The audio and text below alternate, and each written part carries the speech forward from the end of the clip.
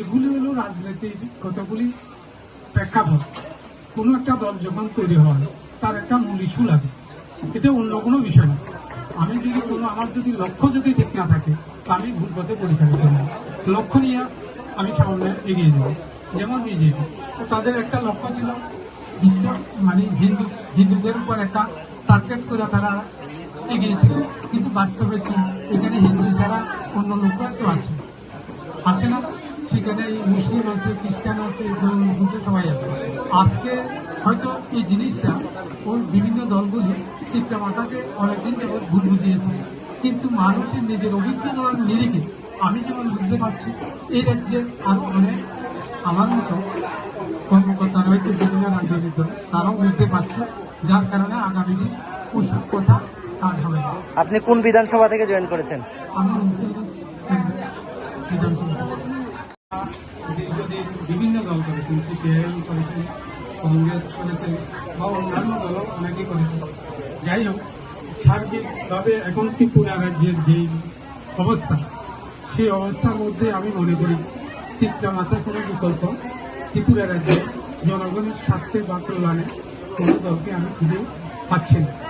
মূল কারণ হলো দীর্ঘদিন আমরা সিপিআইএম করার পরেও আমরা দেখলাম অনেক সমস্যা রাজ্যে রয়েছে।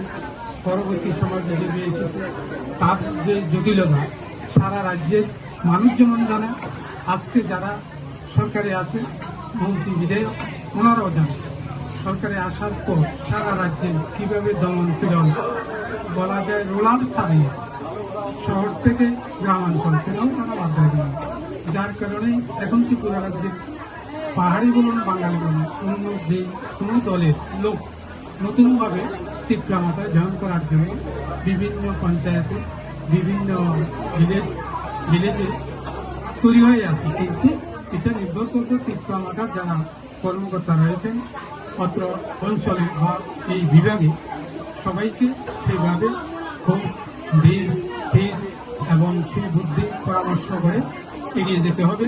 সাথে এই রাজ্যের নতুন অনেক নির্বাচক মন্ডলী ত্রিপুরা মাতা জয়েন করার জন্য অপেক্ষায় রয়েছে।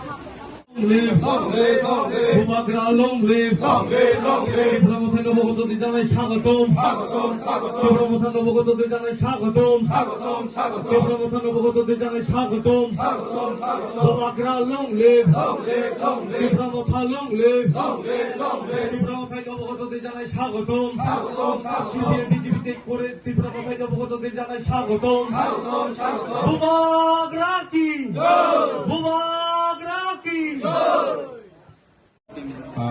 প্রথমে বুবাগরাকে নমস্কার জানাই এবং মিডিয়া পার্সন আপনাকে ধন্যবাদ জানাই। আজকের আমাদের এই সিন্ধু পাথর এডিসি ভিলেজের আন্ডারে আজকের যোগদান সবাই বিভিন্ন পার্টি থেকে প্রায় 27 ফ্যামিলির 126 ভোটার আমাদের দীপ্রামথায় আজকে যোগদান দিয়েছে। কোন কোন পার্টি থেকে জয়েন করেছে? সিপিএম এবং বিজেপি।